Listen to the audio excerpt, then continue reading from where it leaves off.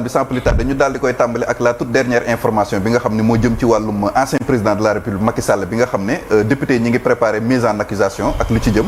ji ginnaaw ba ñu gisee bataaxal bi nga xamante ne honorable député Guy Marius Sagna génnee na ko daal di adressé ab bataaxal jébbal ko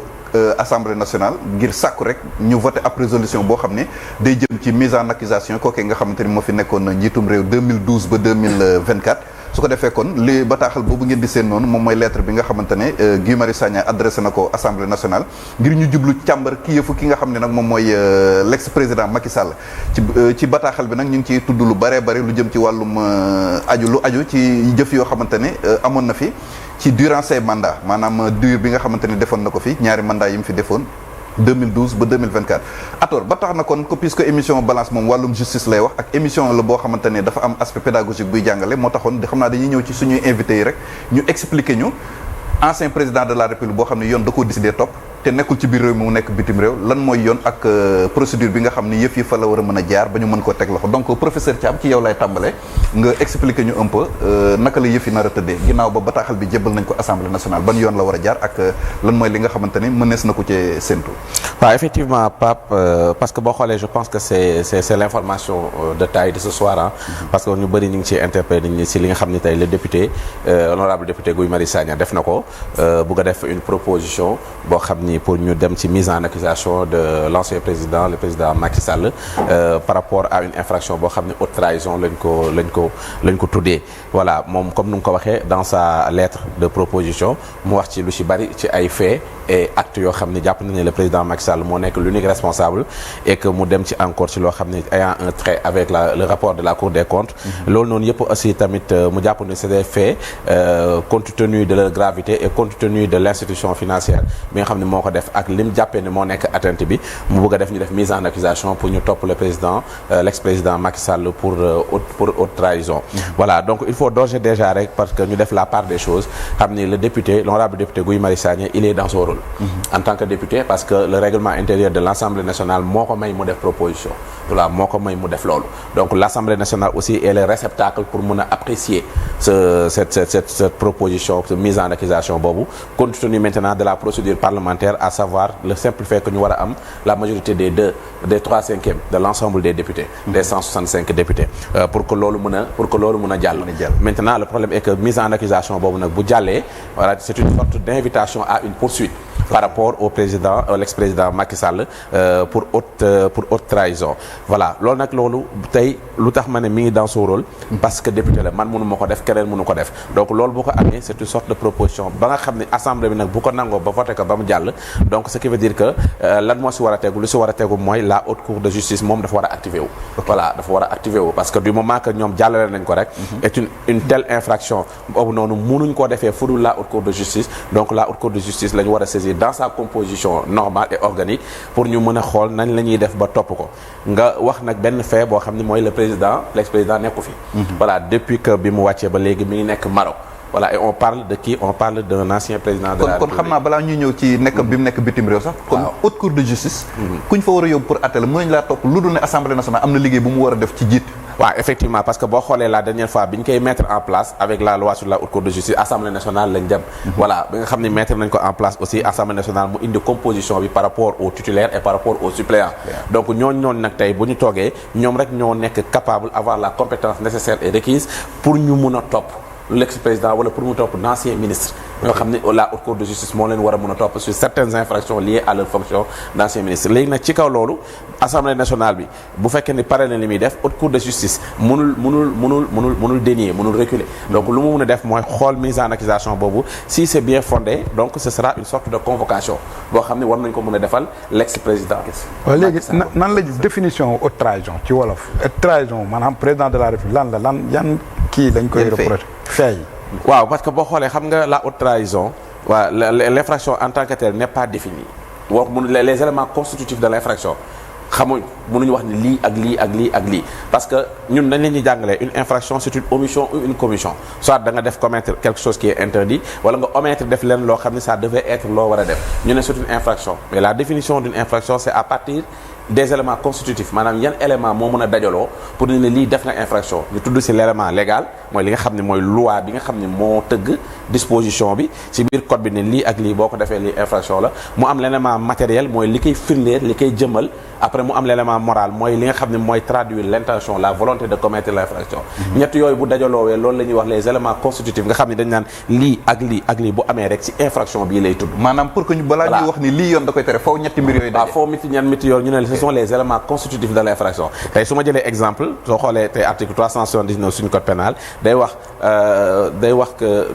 wax nii l'escroquerie day wax ne c'est des manœuvres frauduleuses éléments constitutifs yi de faux nom wala fausse qualité voilà pour se faire remettre quelque chose donc loolu bu dajaloo rek ñu ne gam def nga escroquerie mais sauf que nag haute trahison dañ ko tëggeewul noonu dañuy tudd infraction bi sans ñu dugg ne infraction bi contenu bi lii la le contenu n'est pas défini par la loi. kon lu leen neex mën nañu ko ci dugg. donc ce qui veut dire que ce sera une sorte d'appréciation boo xam ni tey moom la ñuy jàpp ne lii nii ce sont des faits commis et que ce sont des faits qualificatifs. D'accord. de haute trahison te article 101 suñu constitution wax na comment ça se passe sur la procédure sans que mu définir nag les éléments constitutifs de l'infraction. D'accord. Thioro. mais gis nañu professeur groupe parlementaire bu Takku Wallu bi nga xam ne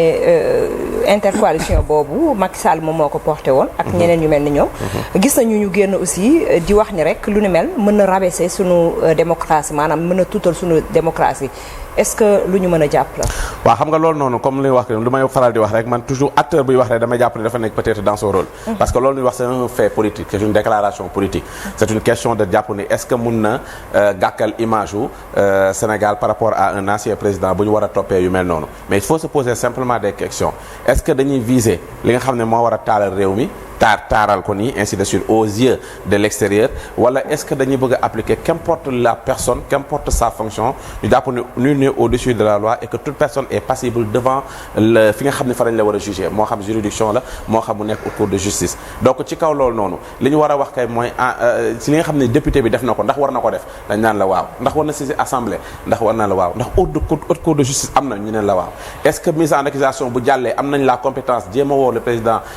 Macky Sall ñu ne la waaw léegi nag ñoom est-ce que entre loolu noonu ak entre le fait que mën na gàkkal deru réew mi lan lañ ci war a apprécier moi je pense que le plus important ñun ñooy jàngale les caractéristiques de la règle de droit mais li ci ëpp solo daf ci am benn ñu ne la loi est impersonnelle amul tur amul sant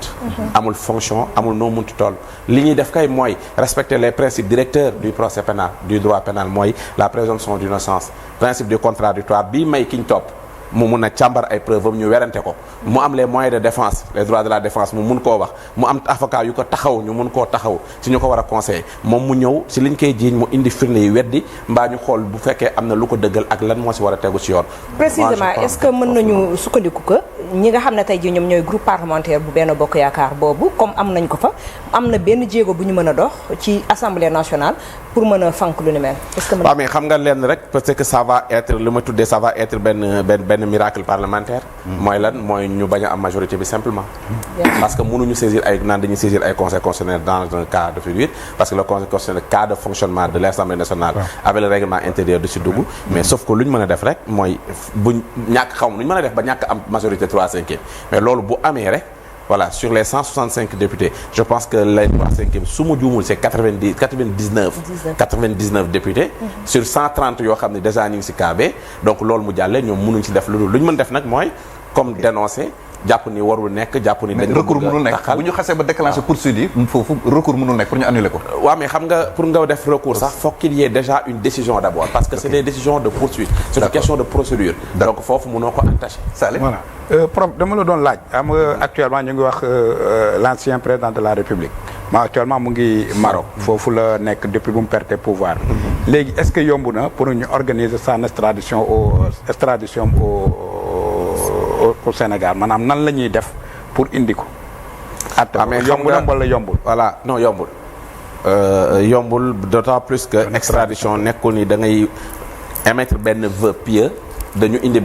indi ko parce que ça se fait entre deux pays et ça doit être réglementé par l'existence d'une convention bilatérale entre les deux pays une convention d'extradition te loolu amul entre le Sénégal et le Maroc amu ci. donc tey mënuñoo jël benn décision ne dañuy extrader l'ancien président Macky Sall parce que état Sénégal dafa nekk demandeur te en matière politique encore en matière politique, c'est-à-dire que l'extradition est interdite en droit sénégalais. Comme coopération judiciaire bi ñu signé woon depuis 2004 ak yooyu nag. loolu leneen la parce que coopération judiciaire bi c'est dans le sens de weccoo ay condamné la. wala dans un autre niveau moo tax bi mu fi jógee. nit ñi naan Macky Sall lañ ko moo tax ñu defar affaire bi yeeg dañ koo bëgg a jëli haute cour de justice mu emballé wu parce que nit ñi ñoo jaxase les pinceaux mais une convention d'extradition mooy am entre deux pays un pays demandeur à ce que mu ne keneen dafa am infraction te mënuñ ko juger foog ñu indi ko et que l'autre pays accepte dem indi ko te ñun suñu principe de droit positif l'extradition est interdite en matière politique déjà c'est-à-dire que c'est pas un fait politique lañ lay extrader mais ce n'est loin d'être nag bokkut ak une accusation d'une infraction boo xam ne war nga ko def donc sur ce point day difficile parce que mënuñu def demande boobu mais xam nga en droit pénal dañuy faral di wax il y a des principes yoo xam ne c'est des principes universels c'est-à-dire qu'il y a la compétence universelle permet à ce que tey nit buñ mën a topp il suffit d'un mandat d'arrêt international voilà war nañu mën a arrêter jébbal la délivré nag par un juge bu fekkee le juge dans les compétences yi nga xam ne code de procédure pénale tëral na ko sur les dispositions 72 wala 110 may na ko mu jël un mandat d'arrêt bu fekkee yegg nañ foofu d'autant plus que yegguñ foofu lu ëpp solo kay mooy mise en accusation bi si lañ jot a toll ba xam est-ce que tamit fait yooyu ñuy wax moom li mu décrire parce que Guy Marius Sagna est un député ce n'est pas quelqu'un boo xam ni moom mooy déterminer ne infraction la moo tax dafa jébbal pour ñu tëj ko est-ce que haute cour bi bu taxawee apprécier ko saytu ko ne considéré wul les faits là comme haute trahison mise en accusation bo loolu du jàll haute cour de justice du activé dara mais Macky même bu ñëwul mën nañ ko àtte si ñàkk teewam waaw bu fekkee ni dañ ko xam nga ñàkk a teewam boobu mooy indi la situation de contumace yi ñuy faral di wax rek da nga xam ni moom mooy ñu war a àtte ni te ñëwul mais dans ce cas de figure amuñu moyen ñàkk a teew parce que bu fekkee ni tamit dañ ko woo ñëwul par rapport à ces faits de haute trahison il y a des moyens sur des mandats d'arrêt internationaux yoo xam ne mën na permettre parce que extradition moom mënul nekk tant que mi ngi nekk Maroc voilà mënuñ ko indi foofu encore que le fait fekkee un fait politique la dañ koy interdit mais c'est une infraction. moom xamoon na li mu defoon ba mu choisir Maroc. donc procédure bu gudd lay doon. bu complexe. on a l'habitude de dire que les procédures en droit dañu complexe. c'est-à-dire que ce qui paraît facile nii ci kaw yombeewul noonu encore que surtout la seule difficulté li nga xam ni là on invite les législateurs ñu wax ci wala non législateur mooy une infraction da ngay définir son contenu. warul nekk une notion fourre-tout ba loo mën a jël la nga ne haute trahison la. soo xoolee même dans le code pénal dañuy wax rek des infractions contre l'État et ainsi de suite mais haute trahison en tant que tel mënuñ ni soo defee nii lii haute trahison la. te loolu nag foofu la ñu waroon dem soo jëlee suñu constitution bi article 101 moom procédure bi lay indi rek que mën na passible devant la haute cour de justice entre autres ce qui veut dire que loolu c'est un manquement c'est un vide boo xam ne tey ce serait très difficile nga déterminer l'élément légal scientifiquement parlant ou pédagogiquement parlant ce serait très difficile nga wax l'élément légal c'est-à-dire que l'infraction en tant que telle quelle est la disposition bi ko définir et en l'absence de l'élément légal l'infraction ne peut-être du constituer wu sax moo tax boo xoolee boobu léegi diñ koy wax mais nag bu ñu doon xool jurisprudence communautaire fii ci Afrique réew Afrique soo jant sax am na ay anciens présidents yu ñu fi toppee yu mel noonu waaw exactement dans la jurisprudence communautaire loolu mën na nekk mais dans ce cas de figure nga xam ne le principe de le droit pénal en tant que tel déjà dafa nekk un droit souverain ba pare territorialiste c'est que l'infraction en tant que tel foog ñu prévoir ko par nos textes mu nekk le principe de la légalité te malheureusement mënoo ubbi code pénal bi du début jusqu'à la fin ñu définir la lan mooy haute trahison wala ñu ne voici les éléments de l'infraction mais am na loo xam tam jaadu nañu xam ko ndax assemblée nationale mën na voter mise en accusation bi teg ci ay tuuma ñu dem ba ci haute cour de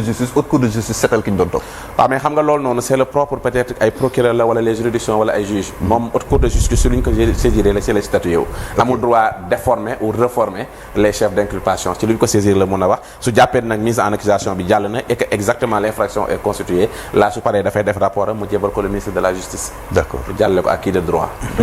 mais ci kaw loolu gisoon nañu ñuy wax ne ñu ngi jël ay dossiers di yóbbu CPI ak yeneen ci démarche yoo xam ne gisoon nañu ay avocats ak ñeneen di ko def mën nañ ci citer ki nga xam ne moom mooy l'avocat Juan Branco est-ce que loolu aussi am na dara lu mu mën a apporter wala lu mën a yàq ci li nga xam ne moom mooy mise en accusation bi waaw en fait amul un rapport direct xam nga un président de la République la plupart des temps aussi il est passible devant la Cour pénale internationale voilà mu nekk CPI la plupart des temps ñoom aussi ils ont la possibilité et la compétence ñu saisir les suites des faits pour ñu jàpp ne lii nii le président de la République war nañu ko mën a yóbbu foofu mais boo xoolee aussi d'accord loolu noonu yëpp mën nañ leen saisir mais lu difficile la parce que n'oublions pas que le code pénal il y a des actes yoo xam ne dans le droit interne dafa définir les infractions ba pare que mu nekk atteinte à la vie d'autrui wala tey mise en danger de la vie d'autrui wala escroquerie ay abus de confiance li nga xam ne yaa ngi koy toppee ne président bi daf ko def bu fekkee ne à l'ordre interne ce droit pénal daf ko définir dafay nekk une infraction de droit commun sauf que en sa qualité bi mu yoroon ministre wala président dafa am fu ñu ko war a attee moo tax CPI boo xoolee si ñi nga xam ne saisir nañ ko ak ñi nga xam ne mës na leen attee la plupart des temps c'est des infractions extraordinairement graves d'une extrême gravité ay génocide ay crimes contre l'humanité ay crimes de guerre wala yenn yi donc ñun ñi saisir Cour pénale internationale dañu bëgg a jël les agissements qui se sont passés de 2021 à 2024 ces actes yi nga xam ne perpétré na ay morts ñoom lañ bëgg ñu requalifier ko comme une infraction devant être jugée au niveau de la CPI mais à ce niveau nag c'est appartiendra à la CPI d'apprécier les éléments yu ñu ko jox ba xam ndax est-ce que considéré na ko dans l'organe des infractions yu mu war a jël su ko defee noonu mun na jàpp ni mun na compétence pour juger ko mais su ko deful dafay delloo la compétence au pays ñoom ñu xool dans notre droit interne yi lan lañ ko mun toppee d'accord Oumou Khairy internaute am na question waaw Pape am na benn question parce que dafa am fii ku may laajte ne ma ndax tey famille victime yi nga xamante ne amoon na ci durant manifestation yi durant élection yi ñoom est-ce que ñoom bu leen neexee mën nañoo dugal plainte